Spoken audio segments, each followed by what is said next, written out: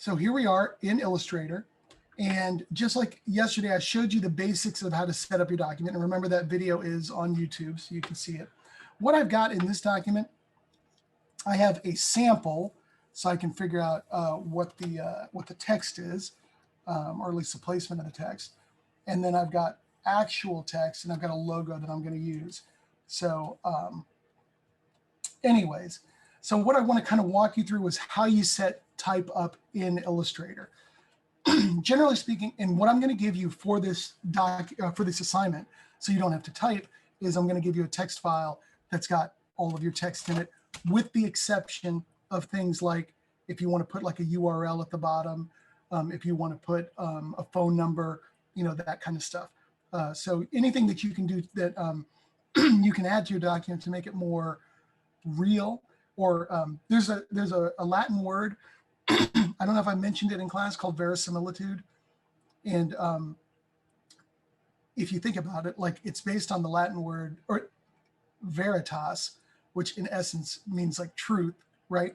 So verisimilitude means that your design would have truth to it, or it would look like the real thing. So for example, like when we're doing this, obviously you should have a website on there. You should have a phone number. So I'm leaving that open to you to make it more creative. But so here we've got the text. And what I'm really going to focus on right now is the formatting of the type for the menu. So what I'm going to do, okay, that's better. Hey, how's everybody doing? So what I'm going to do is I hate to type. I don't know about you guys, but when I type, and I'm not talking about texting or whatever, which also is painful, but like when I go to type, like my back hurts, I'm not sitting right, my eyes get to blurry. So if I've got text, I always take it and I make a copy of it, copy and paste, and then I move it over here. In the, I was going to say unlikely, but in the very likely event that I need text that I accidentally delete, I still have it over there. Now, granted, I'm giving you a text file, but you know, you probably will be typing in your own stuff. So we've got a couple of things that we can do. And the first thing that I'm going to show you is just literally formatting the text, because what we need is we need to have a visual hierarchy. And a visual hierarchy is leading the viewer's eye. So just like when we design posters and we want to have a eye-catching headline, and then we want to lead them down with the illustration, we need to make sure that our readers can tell the level of importance of the information by like size, color, placement, things like that. So I use my text selection tool and I selected this type, and I'm just going to go edit, cut. And then I'm going to come over here and drag and draw. Now remember, I set up my margins earlier. In fact, I think I'm in the wrong layer. So yeah, I need to make layer 2. I locked my template layer. So I'm going to make a draw box that's going to fit right within there. And then I'm going to go edit, paste, and I'm going to put it in. Now, if I look over here, I know that specialty roles is like the section. And then underneath that section are the different menu items. So what I'm going to do is I'm going to take specialty roles and I'm going to format this text. So I'm going to format it to look different. And by the way, I'm probably not going to apply color to everything, but I will show you how to apply color. So I'm going to make this is basically one of my headlines, or it's the headline for this food section. So I'm going to increase the size. And if I want to change the color, I can open up my window swatches, and I can get colors right here. And let's just say I want to use this color. Okay, so that's all set. Now, because it's the headline for this section, what I probably want to do is I probably want to take that and go edit, cut.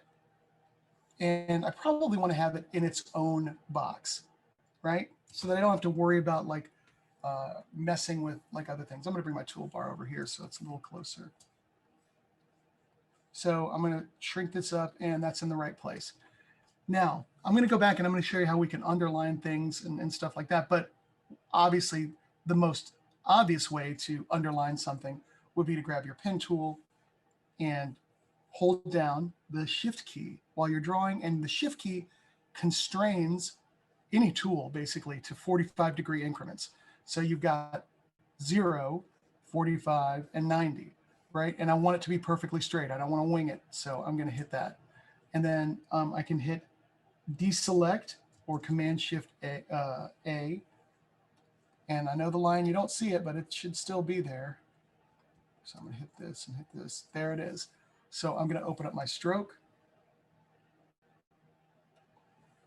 And I'm going to give it a weight, like maybe 1 point. We'll see. Yeah, I don't see it at all. Wonder why. Let me move this out of the way. Oh, because the stroke is white. Yup. So let's pick something. You know, my goal is to make this look really weird. So just so you can see it. So I'm going to go ahead and move this up. And now I've got a stroke under there. Now, technically, because in this method of creating the line, I can move this down. Now, of course, it's behind it. That's no good, right? But I can also go Object, Arrange, Bring to Front. So now that specialty rolls is there. Now, honestly, I don't like that. I don't like the way it looks. I'm going to go ahead and grab it. And, well, you know what? I'm just going to make it thinner. So maybe a 1 point rule. So, and I'm doing that. I'm putting this ruled line there to let my viewer know that, yes, this is, you know, this is how it's supposed to be. So this is the section, the subsection. So let's go ahead and take a look at this. Now, here is the actual menu item, the surf and turf. It's 875 and 565 calories, fatty. So what I'm going to do is I'm going to set this type, and I'm going to set it up. Let's see, make it 0 because it was really squished in. And I'm going to set the color to this. And I don't want to just leave it like that because it kind of all runs together. And usually you know that in a menu, you tab over the price. So let's see if I hit tab, right? That's working. But what I really want to do is I want this to be flushed up to this side, right? So I'm going to select this type, and then I'm going to go type. Let's see. Well, you know what? Let's do this. Let's make it easier. Let's go to paragraph, and let's open up. Oh, wait a minute. Why do I feel like I'm missing something? I usually do everything with keyboard shortcuts, so I'm having a tough time finding some of this stuff. I'm looking for tabs is what I'm looking for. If you guys see it, let me know. Type orientation, window. Let's just go to type, tabs. So window type tabs. So this will open up. And just like in your Microsoft Word or anything like that, it's basically a graphic representation of this text box. So I can make it, this is a, let's see if I mouse over it, if it says it. Yeah, this is a left justified tab. So with this tab selected, there was already one there. If I change it, this would be a tab that is centering it. And this is a tab that is right justified. This is the right side. So now I can grab this right justified tab and move it over there. And now it's going to be set up. So, and the reason why I want to use a tab rather than spacing something over is not all of these prices are going to be the same size, right? So if I was just like dot, dot, dot, dot, dot, dot, dot, which would work, that's not going to be what I want to do. What I want to do is set up a tab. And we got that by going window, type, and then tabs. I usually just do the Command Shift T. That's why I had trouble finding it. Remember, all your keyboard shortcuts are right there. So now do you think 565 cals should be as important as surf and turf and the price? Probably not. So what I'm going to do, because I have a tab, I can increase the size of this. And I can keep this small, and it still works. Now, the other thing that is with tabs when we're formatting this type, Sometimes people put a leader in the tab, and a leader would be like the actual physical like dot, dot, dot, dot, dot, dot, dot thing, right? Now you don't really type in periods. What you do is you select it, and there's my tab right there. My tab window is still open. And with that tab highlighted, there is a box for leader. And I can put in what I want to have as my leader. So if I put in 1 period, it does that. All right, and I'm going to zoom in a little bit so you guys can see this better. So if I put in 1 period, it does that. If I put in period, space, period, it does that. And if I do space, period, it does that. So let me undo this. And I'm going to come back and I'm going to select this. And I think what I want is space, period, like that. And that's going to do it. I could also do a dash. I could also do an underscore. Ooh, look at that. That's pretty cool. That was an accident. So I could do something like that. But let's go ahead and stick with the space, period. Okay. I'm going to delete this. And now this is going to be my body copy. Now I want to show you something that's really, really important. You can close the tabs and open it up or just move it out of the way. One thing that you're going to want to do when you're doing this is if you go to view, or I'm sorry, type, show hidden characters. Hidden figures? No, that's a movie. Hidden characters, right? So show hidden characters. What it's going to do is it's going to show you how your type is actually formatted. And again, I apologize if this stuff is really, if you know about this stuff because they have taught you or should have taught you how to use like Microsoft Word and all that stuff. But it's not going to be printing. It's just saying that that's a space and that that's a tab. So for some reason I have a tab there so I can delete it. And then the hashtag is basically telling you that in this case, because remember specialty roles is by itself, the hashtag is telling you that's the end of the text. You have no more text in this block. So for example, if I come here, we can see that for some reason, I have an extra tab right there, don't need it.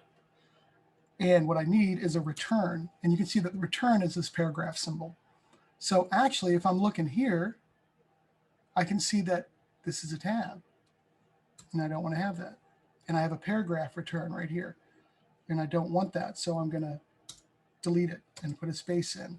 And I have a tab right here. I don't want that. Now, by the way, this particular text file, and that's what I was kind of like looking for, this text is completely messed up. This is not what it's supposed to be. I'm just using this to format it so you can see it. The text that I give you will have the proper surf and turf, etc. It will be this type right here that is in the right order. So right now I'm just showing you the how it's formatted. So we know that when we're talking about fonts, with body copy, virtually every textbook you have, every paperback book, everything you've got, the body copy for that book is set in a serifed font, right? And a serif like Times New Roman or something like that, because at the smaller size, the little feet or the serifs help draw the viewer's eye across the document or across the text, the line, the text line. So what I'm going to do is I'm going to choose my character, which is right here, and I'm going to put this separately. I'm going to choose a serif font. So I know what font I'm going to use. You could use Times or whatever. I'm going to use Adobe Garamond. Or no, let's use Caslon. It's right here, Adobe Caslon. That's a nice font. The size is 12 point. That's probably going to be big for this document. So I'm going to go down to 10 point. And I'm going to set my spacing, auto tracking to optical. You can see like it looks a little different. And I'm going to set this to 0. And hopefully it'll all be 0 anyways. The other thing that I want to do is I want to format this paragraph. I want it to be justified. I want it to go end to end. And that is here under your paragraph tab. And you can get that by going Window, Type, Paragraph. You can make your paragraph be flush left, which it is now. You know, I keep lifting my arm so that you guys can see it. And I realize you just see my screen, you don't see my arm. So I can make it centered, flush right, or justified. Now, what you got regular justified, which means everything is going to go all the way across until you get to the end, and it just ends like that. So I have to select this. There's center justified, which means everything goes across until the last line, and it centers the last line. And then there's right, and then there's force justified. Normally, you don't ever use force justified because you'll get something like this, right, where it's spaced out because it's slamming everything from side to side. So I want to use the first one, just regular old justified with last line, a line left. So that works. Now that was a lot of work, right? We did a lot of stuff. And in fact, I don't want to have to do that individually with like every single text block. So what I'm going to do is I'm going to pull in the next one. And again, this text is like kind of not where it should be, but I'm going to grab this and I'm going to go edit, copy. I'm going to come in here and I'm going to return, give a double return, and go edit, paste. And now I'm going to format this with a return here at the end. I already have a tab, so that's good. But I do want to get rid of these extra tabs. And I want to get rid of this extra end. Well, no, let's end it at noodles. Hey, noodles. I'm sure that bird was just squawking right now. So anyways, so rather than have to do everything all over again, all I have to do, for example, is select this type right here. Grab my eyedropper tool and click on this, and it does it automatically. Now, this, remember, was smaller, so I grab that. I grab my eyedropper tool, and I set it right there. Also, for consistency's sake, I see that I have a double space there. If I want double spaces, I just add it in. And then I grab this, eyedropper tool, boom. Now, what I don't understand, all right, and I have to justify it. Oh, because I didn't justify that. Yeah, thanks. So I come here. I accidentally unjustified it a second ago. So anyways, and it's that easy, and so we format it. So now we can go type, turn off, show hidden characters. And that's what it's going to look like. And I can go all the way down the line and create, the rest of my menu. I'm not going to do that because now you know how to do it. Now, the other thing is I'm asking you to do a coupon of some kind, right, on the bottom. Or, yeah, generally speaking, it would be on the bottom, but I guess, you could put it wherever you want. So if you're going to draw a dotted line, a dashed dotted line for your coupon, all you have to do is grab your pen tool, hold down the shift key to constrain it all the way across, and then under stroke, I'm going to deselect to end it. Under my stroke, if I hit the little pancake menu, well, I have to have it selected. Come on, where's my options? Show options. I can make it a dashed line, and I have to zoom in a little bit so you can see it because it's hard to see. So I'll make it thicker just for now. So I can make a dashed line. And what it's doing is it's saying that it's making it like a 12-point dash line. So let's make it a 6-point dash line. So it just makes them shorter. The point is like the length of the line. So if we made it 20, it would look like that. But I'm going to keep it like probably 8, and I'm going to decrease the size a little bit. So that would make like the coupon kind of thing down here at the bottom. Now, one other thing to keep in mind is while we're designing this, we have our layers. So let's just say, for example, if I wanted a color or an image in the background. So I'm going to drag this layer 3 under layer 2, and then I'm going to draw a box. And I'm going to pick up this color right here. And remember, because this color is going to be over the whole thing, I'm going to make it go to my bleed line outside. And technically, you guys are exactly right. Mr. T, you should have continued your dotted line to the bleed line. You're right. So I'm going to do that. And again, I can also move layer 3 under the template layer so that we can see that circle. So I could lock this layer too. And now I can come back here, move this out of the way, and I can put my logo in here. But the one thing that you're probably going to be tempted to do, because there's a lot of type in a way, there's a lot of dead space up here around this because of this circle. I mean, wouldn't it be great if I could just put the logo there? But I can't, because it's going to get punched out. It's going to be a hole, right? So you might want to do something like for example, I'm gonna do this. On my coupon, I'm gonna put the whole logo down here on the coupon, right? So they have the whole logo. Maybe I'll go like over here. And then I'll put like $1 off or something like that, your first order. And then when I come up here, to make the most use of my space, I'm gonna ungroup it because this is done in Illustrator. I could come up here and take object, ungroup. It was multiple groups, that's why I was doing that. So I'm going to take this guy and this, if I can. All right, let me do it again. Here, I'm holding down the Shift key and grabbing those. Now I'm going to go Object, Group, and move it away. So now I have just my type.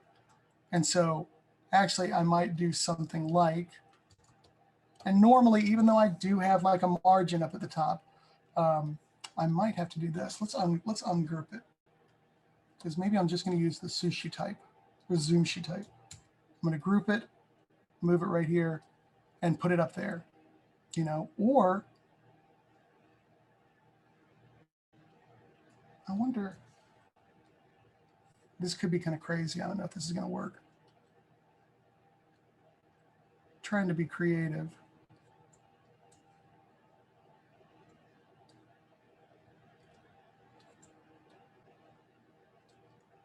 What if I did object ungroup,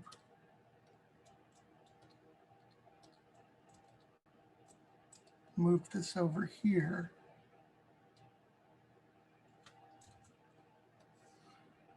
oops. Okay, I can see it's going to have to be a little smaller. But what if I did,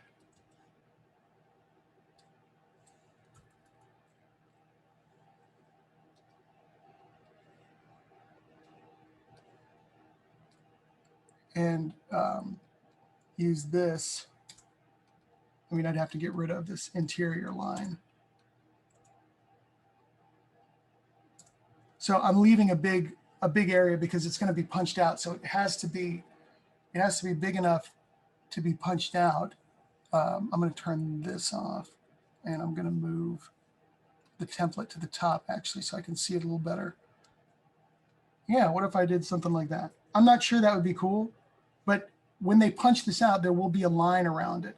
And the punch out, it does have to be circle shaped because that's what the printer is going to use. They're actually going to use like,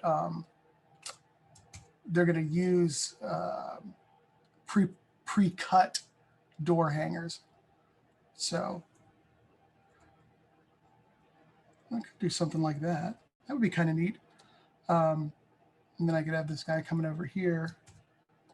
And again, I'm just making this up on the fly, just figuring it out, you know. And I could do something like that. And so technically what would happen is if I turned off this template or unlocked the template layer and I made the box head fill, it would wind up looking like that, you know, and that would give me my logo. And then I could say, you know, delicious and on a roll over here. Of course, it's a little off. So what if I did this?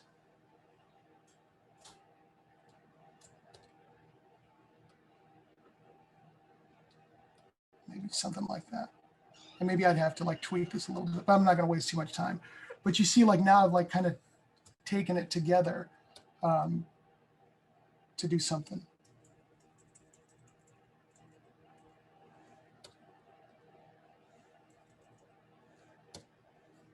So that's not too bad. That's not a bad idea. It just happens to work with this particular logo. And then you just format it and until you get it right.